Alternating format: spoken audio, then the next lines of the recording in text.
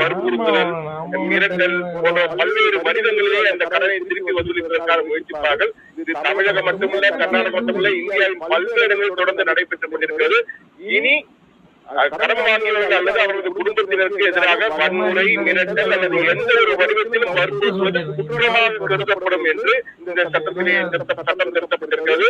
கடன் வாங்கியவர்கள் திருப்பி செலுத்துமாறு அச்சுறுத்தவோ அல்லது அழுத்தம் கொடுத்தோ வெளிப்புற நிறுவனங்களை பயன்படுத்துவதையும் இந்த அவசர சட்டம் தடை செய்கிறது. மிக முக்கியமானது, அந்த தேர்ட் பார்ட்டி ஏஜென்சிஸ் வசூலிப்பதையே இந்த அவசர சட்டம் தடை செய்கிறது என்பது கர்நாடகத்தில் தான் முதன்முறையாக அமல்படுத்தப்படுகிறது. எனவே இது மிக முக்கியமானது. இனிமேல் இந்த கிரெடிட் கார்டு பிரச்சனைகள், கடன் வாங்கியவர்கள் கட்டாமல் இருந்தால் தேர்ட் பார்ட்டி ஏஜென்சி என்று வந்து மிரட்டுவது கர்நாடகத்தில் இனி நடைபெறாது என்பது மிக முக்கியமாக பார்க்க வேண்டியிருக்கிறது. மேலும் கடன் வாங்கியவர்களின் வீடுகள் அல்லது வேலை செய்யும் இடங்களுக்கு அடிக்கடி செல்வதை தடை செய்கிறது இந்த சட்டம். துன்புறுத்தல் மூலம் சிறு